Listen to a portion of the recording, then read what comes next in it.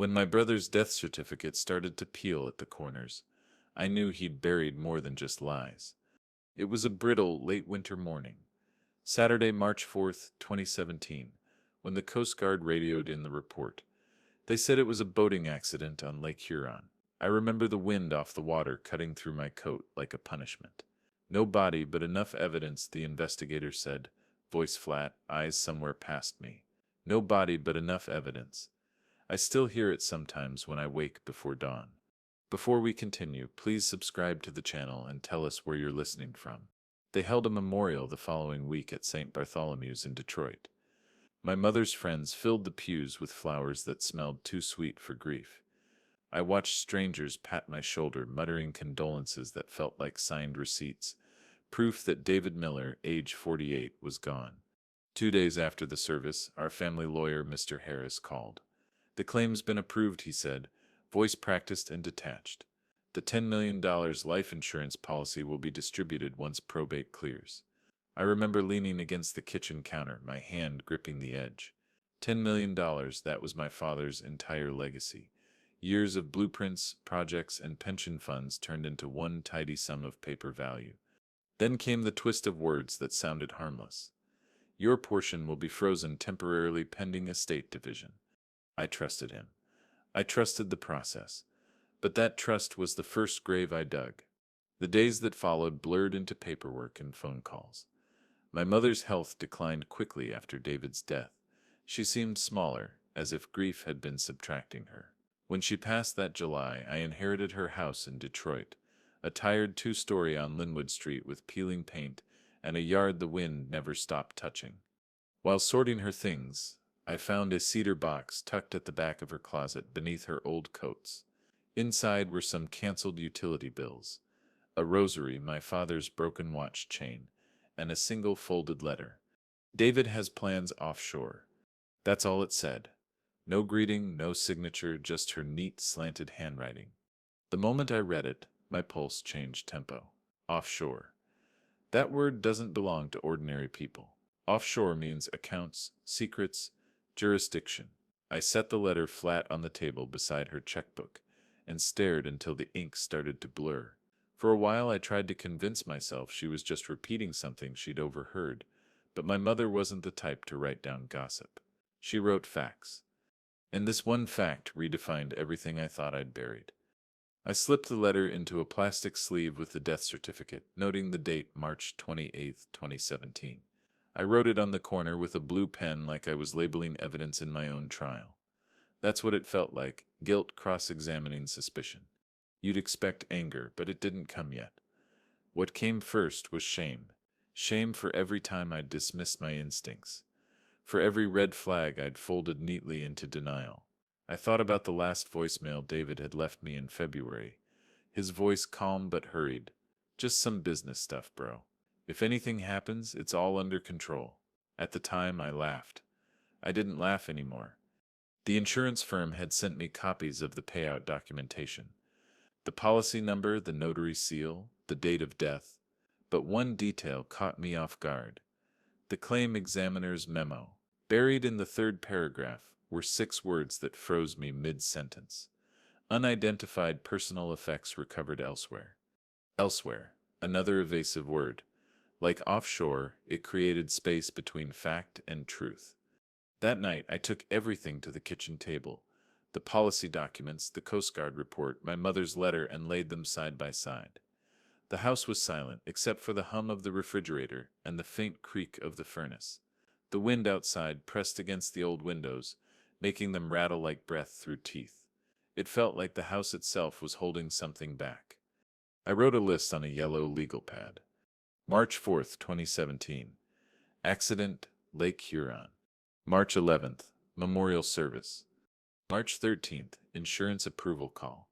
March 28th, found letter, David has plans offshore. I underlined that last one twice. Then I looked at the death certificate again. The corners had started to curl, and when I flattened them, the seal left a faint imprint of numbers on the table. For the first time I noticed something small but wrong. The registrar's signature date, March 2nd, 2017. 2 days before the accident. I felt my heart sink, slow and heavy. I called the county clerk's office the next morning. "Could you confirm when this certificate was issued?" I asked. The woman on the phone hesitated. "It's dated March 2nd," she said, typing. "But it was processed on the 4th. Probably a clerical issue." Her voice didn't sound convinced. Neither was I. I started keeping everything in order: plastic sleeves, labeled folders, chronological tabs. It became an instinct, maybe obsession. Each document was a breadcrumb. I couldn't stop following. Late one night, sitting at that same kitchen table, I stared at my brother's name typed neatly above the words "deceased individual." The ink shimmered faintly under the lamp.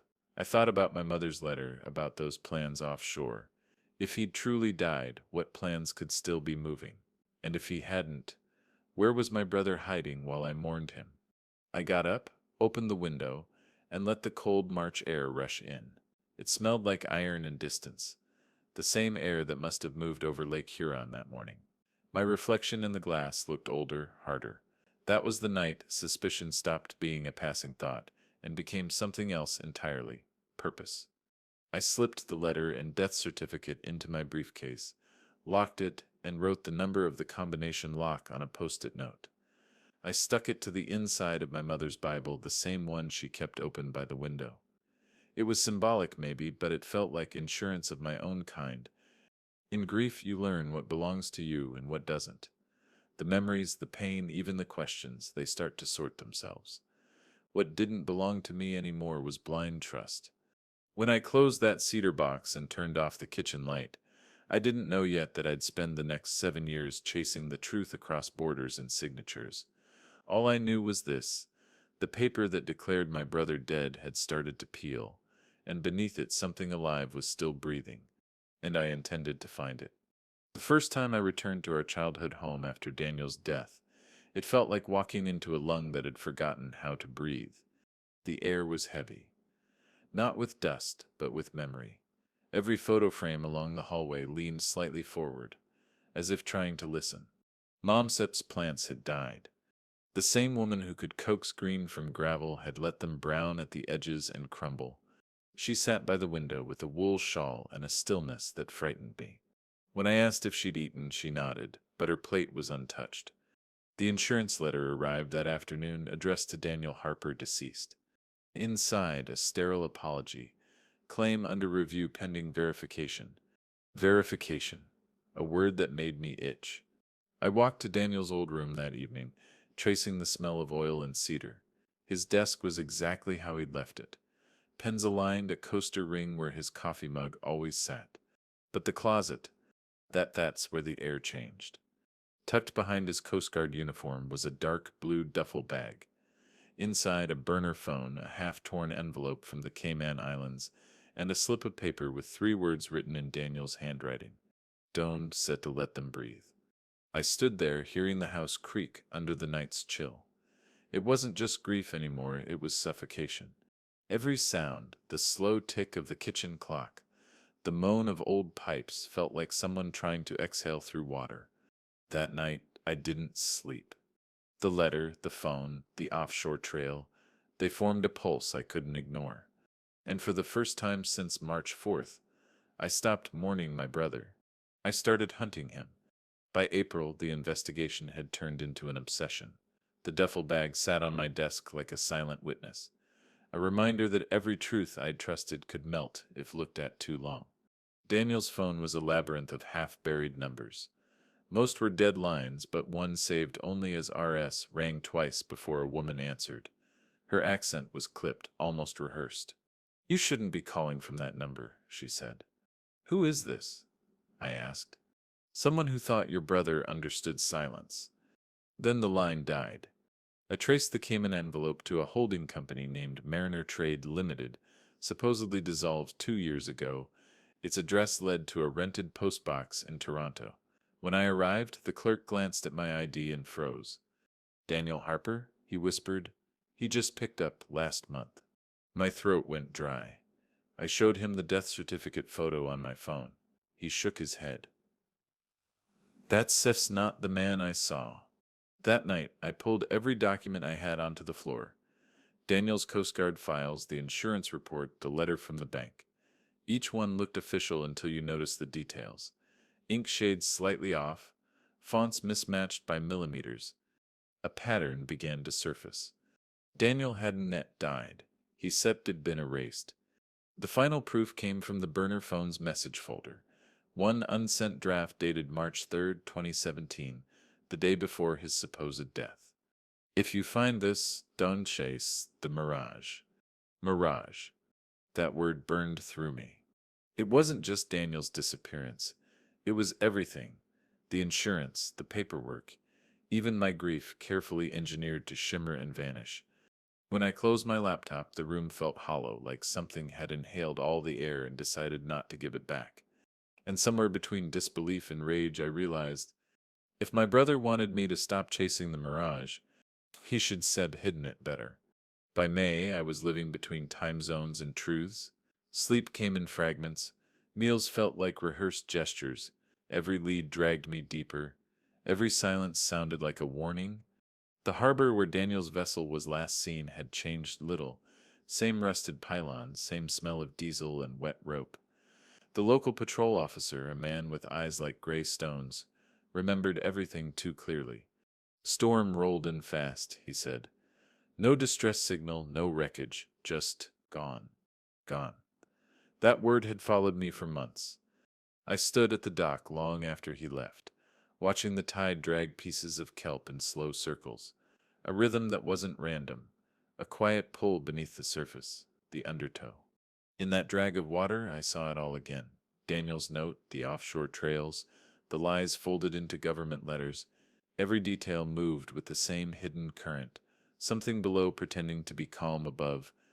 I booked a night at a nearby motel, one of those places where wallpaper tries to hide the damp.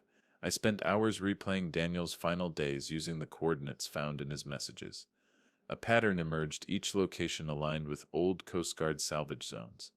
At 2:37 a.m., I followed an abandoned boatyard north of the harbor. The gate hung open, squealing softly in the wind. Inside, salt had eaten through everything except a single container marked H47. Inside that, a laptop sealed in plastic, still dry, still alive. When I powered it up, the screen lit with one video thumbnail. March 3rd, 2017, 23:58. Daniel's face filled the frame. Eyes sleepless, jaw trembling. If you watching this, the storm isn't Seft weather. They Seft hills say I Seft him dead, but it Seft is cleaner that way. Don't put, let the current pull you under. The screen froze. The sea outside groaned. For the first time, I understood what the undertow really meant. Not just the pull of water, but the pull of truth. And I was already too deep to swim back. June arrived with no sunlight. Every day felt like it existed underwater, distorted, heavy, echoing. The laptop from the container became my compass, its contents my new scripture. Inside were dozens of encrypted files labeled by date. The earliest, February 12th, 2017, was a ledger, not of patrol routes or supply lists, but transactions. Offshore payments, all routed through Mariner Trade Limited, the same shell company tied to Daniel's fake death. The sums were staggering, millions. Each entry was signed with 3 initials, RSM. I dug through Coast Guard archives until the pattern revealed itself. RSM wasn't one person. It was a rotation of names, an internal code name for covert cargo transfers hidden within rescue operations. The shipments were never logged, the containers never opened, and the reports were buried under classified humanitarian aid. Daniel must sit found out. And when he tried to expose it, they drowned him in paperwork before faking his death at sea. I printed the ledger, each page trembling slightly as it came out. Evidence, finally. But evidence is dangerous when you stir alone. That night, my motel door rattled twice. No knock, no voice, just the sound of metal shifting. I killed the lights and watched through the blinds. A black SUV idled across the road for 10 minutes, headlights off, then vanished into the mist. When I reopened the laptop, a new message blinked on the screen. Unknown sender, you said her late. My heart stalled. I typed nothing. Then another line appeared. Meet where the storm began. The storm. The harbor. March 4th. It wasn't just a death. It was a conspiracy anchored deep beneath the surface, and somehow Daniel had left a trail that only I was desperate enough to follow. By dawn, I packed the ledger, the phone, and the video drive into my bag. I didn't know who waited at the other end, or if Daniel was truly alive. But I knew one thing: the only way to end this was to dive straight into the current that had swallowed him whole. July came with the kind of rain that erases borders. Roads blurred, horizons vanished. I drove to the harbor with the ledger on the passenger seat, its edges curling from humidity and fear. Every mile felt like a countdown. The coordinates from the anonymous message led me to Pier 9, a place fenced off, forgotten, echoing with the metallic whine of old cranes. The storm had returned just as Daniel said it would. Waves slammed against the pylons with a rhythm that sounded like warning. A single figure waited near the end of the dock, face hidden beneath a black hood. I knew that stance, the way his shoulders angled, cautious but steady. "Daniel," I said, my voice cracking between disbelief and relief. He turned, the sea spray caught his face, and for a moment the years folded into nothing. Alive, older, hardened. "You shouldn't it have come," he said. "You made sure I would," I replied. He sighed, glancing at the duffel bag in my hand. "You found the ledger?" I nodded. "And the video. You weren't set running from them, you were working with them." Silence. Just rain on steel. Daniel looked away, jaw tightening. "I made a deal. They were never going to let us walk away with the truth. I chose survival." The word survival cut deeper than any confession. "You faked your death for a paycheck?" I asked. "For protection," he snapped. "You think the Coast Guard is clean? Those shipments weren't set as humanitarian aid. They were weapons sold through fake relief contracts. I tried to expose it, but the deal was simple: disappear or drown." Lightning split the sky. The wind howled, dragging the sea higher up the dock. I stepped closer. "And what am I supposed to do now?" Daniel Sepp's eyes softened, guilt flashing through the stormlight. "Burn it. All of it. The ledger, the names. They said'll come for you next." But before I could answer, a spotlight flared from the water, a boat's beam cutting through the rain. Voices shouted, the sound of engines rising. Daniel shoved the duffel back into my hands. "Run!" And then, just like before, the sea took him. Only this time, it did not feel like death. It felt like betrayal.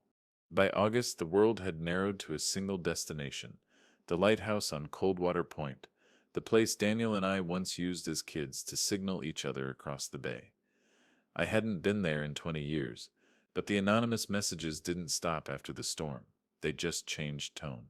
"You still have what we need. Bring the ledger." Midnight, alone. Each one came from a different address, different signature, but the same precision. I stopped sleeping. Every shadow looked like an agent of the conspiracy Daniel had tried to outlive. The lighthouse stood cracked and shivering under the rain. Its windows glowed faintly with the power of a dying generator. I climbed the spiral stairs, each step echoing like a countdown inside my chest. At the top, the lantern room flickered. A woman stood near the old radio console, the same clipped accent I'd heard months ago on the phone. "Oris," I said. "You were the voice." "I was the shield," she replied. "Your brother made choices neither of us could undo." She handed me a folder wrapped in oilskin, thick with stamped seals and redacted pages. "You think you uncovered the conspiracy?" she said quietly. "But this is the real ledger. Inside were names. Not companies. People. Admirals, senators, contractors. Even the insurance adjuster who'd filed Daniel's death certificate. They used the storms to move weapons," she continued. "Every rescue mission was a cover. Your brother didn't just expose them. He signed their covenant." I stared at her. "Why give this to me?" "Because the ledger you hold is bait. They sell, trace it, find you, silence you. This one ends them." Outside, thunder swallowed her last word. When I looked up again, she was gone. Only the smell of salt and gun oil remained. I opened the real ledger once more. Daniel's signature sat at the bottom, next to a date July 8th, 2017. The day after his supposed death, a wave slammed against the rocks below, shaking the tower. For the first time, I understood the truth wasn't buried underwater. It was right here, carved into the bones of the people who'd built the storms themselves. The reckoning wasn't Zet coming. It had already begun. When the first freeze orders hit, I was sitting in Peter's office, watching autumn light crawl across the Detroit skyline. It was November 3rd, 2024, exactly 7 years and 8 months after David's death certificate had been issued. The irony wasn't lost on either of us. Peter set the printout down in front of me, his finger tapping the heading. Notice of account suspension, Department of Financial Crimes. Beneath it, 4 offshore accounts under the alias Daniel Meffrow had been locked. The Bahamas villa was now officially under investigation. Even the insurance company, once arrogant in its denials, had filed to recover fraudulent payouts. For years, I'd imagined this moment as victory, clean, cathartic. But as I read the words, seizure order $9,806,422.14, all I felt was exhaustion. The number was exact down to the cent, but somehow it still didn't feel like justice. Peter leaned back. He sits cornered, Miller. It sits over. No, I said quietly. It sits just collapsing. Outside, sirens wailed across downtown. The sound was distant but sharp, like the echo of all the choices that had brought us here. By mid-November, the story broke. A Detroit business blog ran a headline, "Dead engineer found alive, $10 million. Fraud scandal unfolds across 2 nations." From there, it spread like wildfire. CNN, Reuters, even a late-night show made a joke about the man who drowned in cash. I didn't that laugh. I watched it all from my dim living room surrounded by stacks of legal folders. Laura sent a single message that night. "You did it. But don't let's forget what it cost." She was right.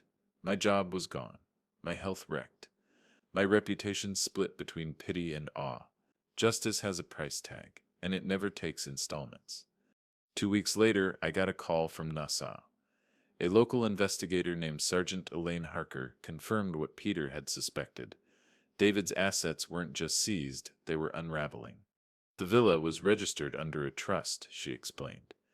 We've traced its beneficiary list, all fake identities. But the deed? It subs now in the name of the U.S. government. I imagined David pacing that bright villa, walls closing in as each account vanished. The thought should have felt satisfying. Instead, it felt surgical, like watching someone amputate what used to be part of you. I asked Harker if she'd ever seen a case like this. "Not one where the dead sign their own real estate," she said. "You should come see what Sep's left." I didn't go. I couldn't. But I did open my laptop the night of December 2nd, 2024. The villa was listed for public auction. Starting bid $1.2 million. I clicked through the pictures, the white balconies, the infinity pool that bled into the horizon, the palm trees bending under stormlight. And there, in the corner of one photo, was something that stopped me cold, the lighthouse. The same one from the old maps I'd studied months before. The same one where I'd stood when everything finally came into focus. That's when I realized Daniel hadn't built a hideaway. He'd built a stage. Every wall, every account, every lie was part of his empire of sand. And now it was caving in. The next morning, Peter called with a voice hoarse from too many late nights. "We got confirmation from the insurance board. They set filing a fraud charge in federal court. Bahamas is cooperating on extradition." "When?" "Soon. He sets still under house arrest in Nassau, but it sets crumbling Miller completely." He paused. "Do you feel better?" I didn't answer at first. I looked around my apartment, stacks of unopened mail, an old photo of me and David fishing on Lake Huron, our smiles frozen in a world that no longer existed. "No," I said finally, "but I feel finished." On December 10th, a courier dropped off an envelope. Inside were photographs from Harker, the villa emptied, sealed in yellow tape, the BMW gone, the pool drained. A single object sat on the patio table, a small framed picture of us as boys taken by our mother. On the back, written in David Sench handwriting, "For Miller, you are always the better man." It wasn't a confession. It was an obituary he wrote for himself. I placed the photo in a drawer between the receipts and notarized copies of the original estate. It didn't belong on display, not yet. By Christmas, the media storm faded. The house sold, the money began funneling back into recovery accounts. My lawyer's office filled with reporters for a week straight, then silence again. That's how collapse happens. Not with a crash, but a slow, steady unthreading. One lie, one bank, one man at a time. On December 28th, Peter called me again, his voice softer this time. You know, Miller, I think you finally won. No, Peter, I said. I just stopped losing. He laughed once, then sighed. What will you do now? I looked toward the window where snow fell heavy against the glass. Detroit was quiet again, the kind of quiet that used to scare me, but now felt like a new beginning. Maybe I tell rebuild, I said, but not what I had, just what I can live with. The empire David built had crumbled, but the ruins were mine to walk through. And sometimes ruins are the only places where truth echoes long enough to be heard. The story wasn't about inheritance anymore. It was about balance. The kind you don't find in a bank statement, but in silence, in stillness, and in the wreckage left behind after the collapse. The trial began on January 14th, 2025, in the Wayne County Courthouse. Snow fell hard that morning, thick, wet flakes clinging to the courthouse steps, like the world itself wanted to bury the truth one last time. I arrived early, gray suit pressed, notes in hand, heartbeat unsteady. Reporters hovered outside the gates. Their cameras followed me, lenses hungry for a shot of the man who'd brought his brother back from the dead. I ignored them and kept walking. Justice doesn't live in headlines. It lives in paperwork and silence. Inside, the courtroom smelled like old wood and cold air. I took my seat behind the plaintiff's table beside Peter, who was leafing through the binder we'd spent years building. Every page was a scar, the fake death certificate, the forged signature, the Bahamian bank transfers, the property deed all stamped, dated, verified. When David entered, the room shifted. He wasn't tan anymore. The Bahamas sun had long faded from his skin. He looked pale, smaller somehow, his once perfect posture bent under the weight of handcuffs. He turned his head once, just enough to find me in the back row. His eyes met mine, empty, like someone looking through glass. For 7 years I thought I wanted this moment. But when I saw him like that, I realized revenge had no color, no taste, no triumph. It was just a long road leading back to silence. The prosecution opened with precision.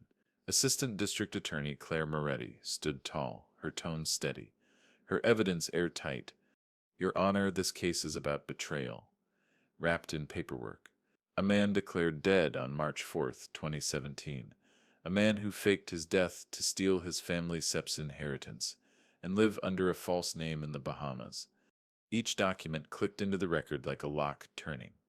Every photograph, every receipt, every witness statement told the same story. Daniel Mevro was David Miller. The insurance fraud totaled over $10 million. When the audio played, my recording from that cafe in Nassau, David ordering a drink in his own voice, the courtroom went still. Even the court stenographer froze for a second before catching up. 2 rum punches. David's voice said through the speakers, low and confident. Name for the tab? Rowe. Daniel Rowe. I glanced toward him. He closed his eyes as the sound filled the room, as if he could still hear the waves behind that moment. Peter whispered, That sips the nail in the coffin. I whispered back, It sets the first shovel of dirt. When the defense took its turn, their argument sounded desperate. His lawyer, a tall man with too much cologne, tried painting David as a victim of corruption, a man who'd fled to protect himself from offshore threats. He even called his client a reluctant participant in a financial scheme gone wrong. But then came the cross-examination. Peter approached with quiet fury. Mr. Miller, Peter began, you signed a death certificate on March 2nd, 2017, 2 days before your supposed accident. Care to explain how a dead man schedules his own funeral? David stared ahead, jaw tight. It was insurance protocol. I was told. By whom? Peter cut in. Because the Coast Guard report says there were no other witnesses.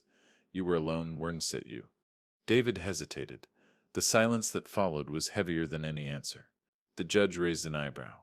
Peter flipped to the next document, the villa deed. This property, he said, registered under the alias Daniel M. Rowe. Same birthday, same middle initial, same blood type according to Bahamian medical records. David N's lawyer objected. Overruled. You built a life on lies, Mr. Miller, Peter continued, and you used your brother Sep's grief as the foundation. Tell me, when you looked at that $10 million, did you ever think about the man you left freezing on a Michigan shore believing you were gone? David Sepp's voice cracked. I thought it was the only way out. Out of what? Our father Tiss's debts. The mess he left behind. I wanted to start over. Peter leaned in, his tone dropping. You didn't start over. You started below. 3 days later, the jury filed back into the room. I don't remember breathing as the foreman stood. My heart hammered against my ribs like a warning. We, the jury, find the defendant David Miller guilty on all counts: insurance fraud, identity theft, and conspiracy to commit wire fraud. The judge Sepp's gavel hit once. Sharp, final. Sentencing: 25 years in federal custody. Restitution as ordered. Case closed. I didn't Stardust move. Didn't Stardust cheer. Didn't Stardust even blink. The only sound was the echo of handcuffs locking. David turned one last time before they took him away. His lips moved, barely audible. I'm sorry. I wanted to say something. Anything. But all that came out was a whisper to no one. So am I. When the courtroom emptied, I stayed behind. The janitor swept the aisle where I'd sat every day of the trial. A single paper scrap fluttered near my feet. A torn corner of the verdict copy. I picked it up, tracing the black ink letters, guilty. It felt both heavy and hollow at once. Peter joined me, his coat over one arm. You okay? I don't know, I said. What do you feel when the finish line looks like a grave? He nodded. Justice isn't set, Joy. Miller. It sets balance. Outside, snow still fell, but it looked different now. Softer, quieter. I walked down the courthouse steps alone, each footstep dissolving into the slush. I'd waited 7 years for this day. 7 years to clear my name, my family's legacy, my sanity. And now it was over. The verdict was written in ink and dust, permanent yet fleeting. Justice had been served, but the price was everything I'd once called family. I paused at the bottom of the stairs, looked up at the gray Michigan sky, and said quietly to myself, Revenge isn't winning. It sips remembering who you are when the verdict finally arrives. You said, approved. Next, please strict on word count, don't shorten it. ChatGPT said, Act 10. What remains after revenge? Rating 10/10. Word restoration. Word count. Mobile 900 words. February of 2025 felt unnaturally quiet. The world had moved on. Headlines buried, courtrooms emptied, names forgotten, but I still woke every morning at 6:42, the same minute the Coast Guard had called me 7 years before to say my brother's boat was missing. This time, though, there were no reporters, no subpoenas, no late-night strategy calls with Peter, just the creak of floorboards under my feet and the low hum of the furnace trying to keep the cold out of the old house on Pinecrest Drive. My house now, legally, finally, painfully. The settlement cleared in full on February 8th. $4.6 million, transferred from restitution and insurance recovery. The remaining funds went to the government Sitz's fraud division and the victims of David Sitz shell companies. The statement came in a white envelope stamped Case Closed. I stared at those two words for a long time. Case closed. But grief doesn't come with an off switch. The money didn't feel like victory, it felt like paperwork. Still, I knew what I wanted to do with it. The house that had been my family's anchor, and later my cage, needed to breathe again. I hired a small Detroit restoration crew, old craftsmen who still cared about the work, who didn't cut corners or rush paint just to finish a job. The roof came first, then the porch, then the kitchen. I replaced the old linoleum with cherry wood floors. The smell of sawdust filled the air for weeks, mixing with coffee and winter light. Laura stopped by one afternoon with 2 cups from the cafe down the street. She still had that accountant's calm, sharp eyes, soft tone. "You're rebuilding," she said, stepping over the new threshold. "Trying to," I answered. "It suits you. You always did better when you had something to fix." We sat at the dining table that had once been ground zero for our arguments. She ran her hand across the polished surface and whispered, "You know, this table was supposed to be our first investment." "Yeah," I said. "Guess it turned out to be the last thing that lasted." We both laughed. Not bitter, just tired. Then she asked, "Do you regret it? Any of it?" I thought about the courthouse, the storm, the villa, the nights spent tracing transfers and death certificates, the 7 years between betrayal and truth. "No," I said. "I regret what it cost, but not what it bought." She nodded. "That sip's as close to peace as it gets." By March, the house was alive again. New light fixtures glowed against freshly painted walls. The plumbing didn't groan anymore. Even the garden started showing signs of spring beneath the frost. I found myself reading again, something I hadn't done since before David's death, or rather before his disappearance. Most nights I sat by the window, the same window my mother used to open every morning to let in the lake air. I'd leave it cracked just enough to feel that same cold wind brush against my face. That was when it hit me. This was the same air that had carried my brother's ghost all those years, the same air that had witnessed lies, despair, and now something close to redemption. One night, Laura came by with the final set of documents for the restoration tax credits. "You could sell this place for double now," she said. "ISIP not selling," I replied. "This isn't set an asset. It's set as an apology." She smiled. "Then keep it. The world doesn't set need another flipped house. It needs one person who learned something the hard way." The next morning I woke before sunrise and drove to the lake. The ice was thinning, edges breaking under the slow rhythm of water.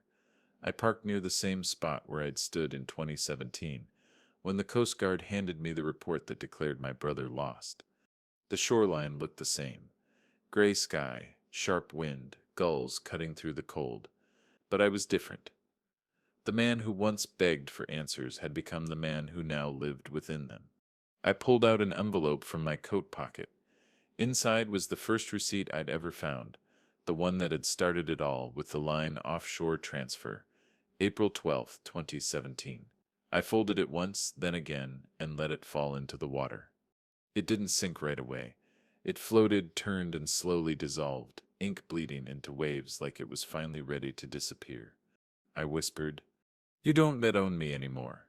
Later that evening, I returned home and opened my journal, something Peter had once told me to keep for sanity, not evidence. I wrote, "Justice is arithmetic. Revenge is emotion. Restoration is the balance between both." The line stayed with me all night. I realized revenge hadn't restored what I lost. It hadn't brought back family or love or time, but it had restored something else. A sense of order, a proof that chaos can't keep everything it steals. When Laura called that night, her voice was softer than it had been in years. "You sound different," she said. "Maybe I am." "So, what now?" "Now," I said, glancing at the rebuilt house. The quiet street, the moonlight spilling across the floorboards. "Now I live like the math sips finally balanced." And for the first time in 7 years I slept without waking up in the middle of the night. No storm in my chest. No ghosts at the window. No echoes of courtroom verdicts or Bahamian shorelines. Just the hum of the furnace, the rhythm of breathing, and the faint scent of sawdust, proof that something once broken could be built again. That's what remains after revenge. Not victory, not loss, just restoration. Spring came late that year, hesitant, as if unsure whether the world deserved warmth again. I spent the first week of April watching sunlight creep slowly across the hardwood floors of the restored house, chasing away the last traces of winter dust. The legal chaos was over, the money settled, the house rebuilt, but silence had taken up residence like an uninvited tenant. The kind that doesn't slam doors or shout, it just lingers, measuring your breathing. I had spent years fighting noise, courtroom arguments, investigative briefings, police calls at midnight, the endless hum of revenge grinding through my blood. And now that it was gone, I wasn't sure how to live without it. Peter called one afternoon from Chicago. He sounded older, warier. You ever notice, he said, that when the war sips over, peace doesn't feel like victory? It just feels empty? Yeah, I answered. Like silence has weight. He laughed softly. Exactly. Heavy as guilt, light as mercy. There was a pause, long enough for both of us to remember what we'd lost along the way. You did the right thing, he said finally. But don't make justice your whole life. It sets a tool, not a home. Then the line went dead, leaving me alone with the hum of quiet again. The next morning, I went for a walk around the lake. The water was no longer frozen. It moved with a slow rhythm that felt almost human. Ducks glided across it in pairs. Somewhere a child laughed, the kind of pure sound that doesn't belong to memory or guilt. As I stood there watching the reflection of clouds drift across the surface, I realized I didn't know what came next. I'd devoted 7 years to unmasking David's betrayal, to dismantling every false story he'd built. But now that truth was fully uncovered, I had no map left to follow. The world felt painfully open and terrifyingly blank. That night I dreamt of the storm again, the same one that had swallowed David's boat years ago. But this time, I wasn't watching from the shore. I was standing inside it, rain pouring sideways, lightning clawing at the sea. And in the middle of it all, David wasn't running. He was standing still, looking at me. No rage, no deceit, just an exhausted face I barely recognized. He said, "It was the storm that killed me." "Then what did?" I asked. "Silence," he whispered. "Yours, mine, everyone sets." I woke before dawn, my heart pounding. For a moment, I didn't know where I was, the same confusion I used to feel during depositions when the truth cracked open under pressure. That dream didn't feel like guilt. It felt like reckoning. I started writing letters after that, not to send, just to empty my head. One to David, one to my mother, one to myself from the year 2018, when the world still made sense in simple equations. Each began the same way. Sorry, I waited too long to listen. By the fourth letter, I realized what I was really doing, trying to make peace with the silences between every conversation I'd avoided. That week I drove to the cemetery where our parents were buried. The grass had grown uneven, wild in spots. I cleaned the headstones, brushed off the dust, and placed a single white lily between them. "He set's gone," I told them. "But so is the hate." The wind shifted. A small gust swept across the field, scattering dry leaves that had overstayed their season. For the first time, I didn't interpret it as a sign or a metaphor. It was just wind. Indifferent, ordinary, real. That evening, Laura called again. "You sound better," she said. "Maybe I am. Doing anything new?" Hesitum writing, I replied. "Not for work, for me." "Good. You always needed to talk to yourself more than you did to anyone else." We talked for nearly an hour. No arguments, no unspoken weight between words. When we hung up, I realized I was smiling. A rare, unforced smile that came from something deeper than relief. After that, I started walking to the cafe every morning instead of driving. I'd sit near the window, notebook open, coffee cooling too fast. Sometimes strangers would nod, a silent recognition that we were all trying to start again in our own quiet ways. One afternoon, a young man approached my table.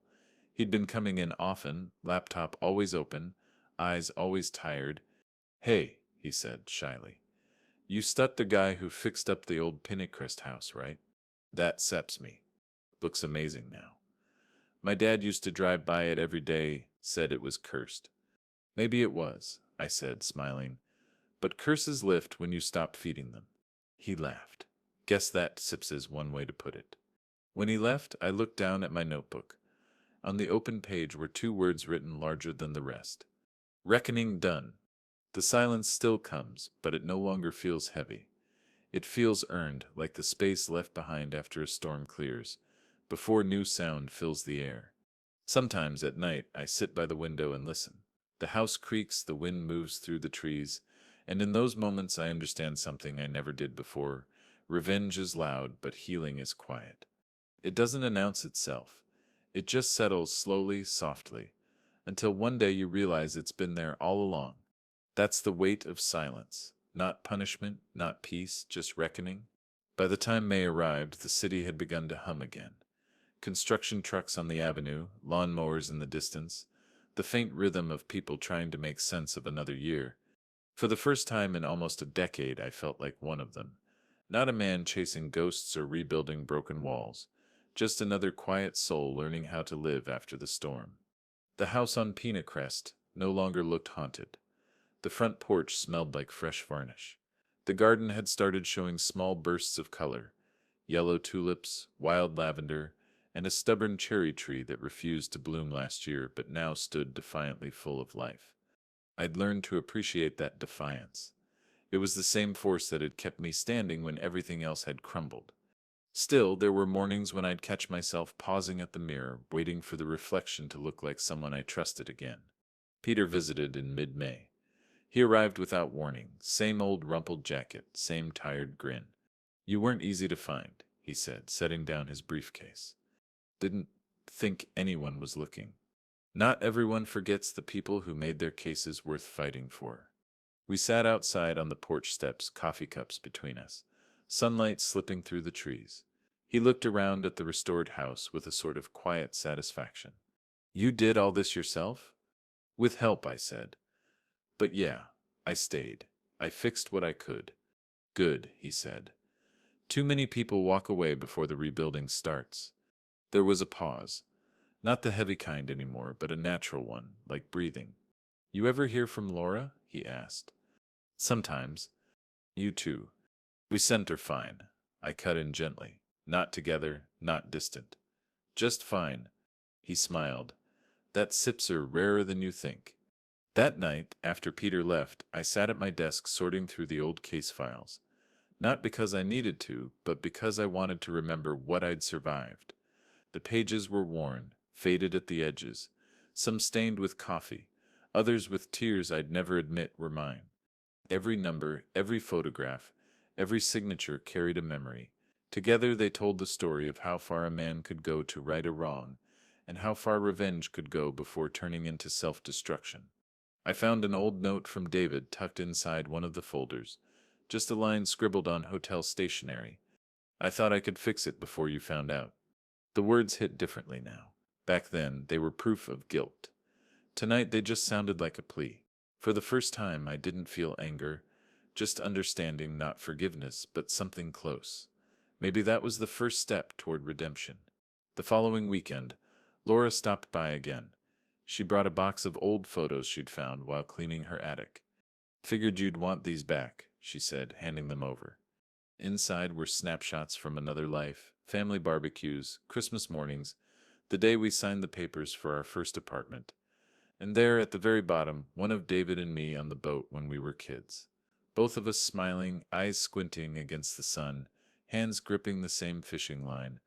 "You were happy," Laura said softly. "We were stupid," I corrected. Happiness and stupidity overlap more than people think. She lingered at the doorway before leaving. "You look lighter," she said. "I think I finally stopped carrying what wasn't sent mine." "Good," she smiled. "You deserve to." The next morning, I took the box of photos down to the lake. It was quiet, the water shimmering like glass. I set the picture of David and me on the surface and watched it float before slowly tipping forward, the ink dissolving into blue. "You stir still gone," I said. But I am done punishing myself for that. A light breeze rippled across the water, pushing the photograph gently toward the horizon. For once, it didn't feel like loss. It felt like release. When I turned back toward the car, I realized I wasn't walking away from the past. I was walking with it. The difference was subtle, but everything. That evening, I invited Peter and Laura over for dinner. It wasn't planned, just a quiet meal in the house that had seen too much silence. We ate on the porch, candles flickering in recycled wine bottles, laughter breaking through the night air like something sacred. At one point, Peter raised his glass. "To survival," he said. "No," I replied. "To redemption, the quiet kind." Laura smiled. I sell drink to that. The clink of glasses was soft, but it echoed longer than any victory speech I'd ever heard. Later that night, after they'd left, I sat alone beneath the same old lamp that once lit my research notes and legal drafts. But there were no papers now, no case files, no obsession to feed, just a half-finished cup of wine and a deep, calm silence. I wrote one final entry in my journal. Redemption is an estate earned in courtrooms or settlements. It's steps found in the quiet moments when you forgive yourself for being human. I closed the book, exhaled, and felt something I hadn't in years, contentment without justification. The dust had finally settled. Not because everything was perfect, but because I'd stopped trying to make it so. The world wasn't fair. People lied. Brothers betrayed. Love broke. Justice took too long. But still, the sun rose, the house stood, and the heart somehow kept choosing to heal. And that, I realized, was redemption. Spring came back to Michigan like a slow apology. The snow melted in the gutters, the lake thawed, and the house, the same one I'd nearly lost twice, finally stopped creaking like it carried someone else's ghosts. I hadn't been to Lake Huron in years, not since that day the Coast Guard told me there was enough evidence to declare my brother dead, but I woke up one morning in April with the urge to drive there. No music, no phone calls, just the sound of the tires rolling over wet asphalt. The wind off the water smelled the same, salt, rain, and memory. I parked by the pier where we'd launched his boat 7 years ago, the same spot where I'd scattered a handful of flowers I now knew were for no one. I brought a single envelope. Inside it was a receipt, one from a cafe in Nassau dated April 10th, 2019, printed with the name Daniel Rowe. That tiny slip of paper had started the fire that consumed everything. It was proof of life, proof of betrayal, and proof that justice, however slow, doesn't forget. I stood at the edge of the dock and let the wind tear it from my hand. It lifted once, twisted in the air, and disappeared into the waves. I thought about everything that receipt had cost me. My marriage, my peace, my faith in family. But it also gave me something I didn't expect, clarity. Revenge hadn't saved me. It didn't make me whole. It simply closed the books, the way an accountant closes a case file, balanced, final. Laura came back into my life quietly, not as a wife, but as someone who understood what it meant to rebuild. We sometimes talked about Daniel, though rarely for long. She once asked me if I forgave him. Forgiveness isn't set a gift. I told her, it's set as a verdict, and he earned his. When I got home that night, I sat at my mother's old desk, the same one where I'd found her letter years ago, the one that said, David has plans offshore. I pulled open the drawer and placed the last of the evidence inside, the Bahamas deed, the court transcripts, and the unused letter I'd written to him before sentencing. The letter read, You didn't lose me, David. You gave me away.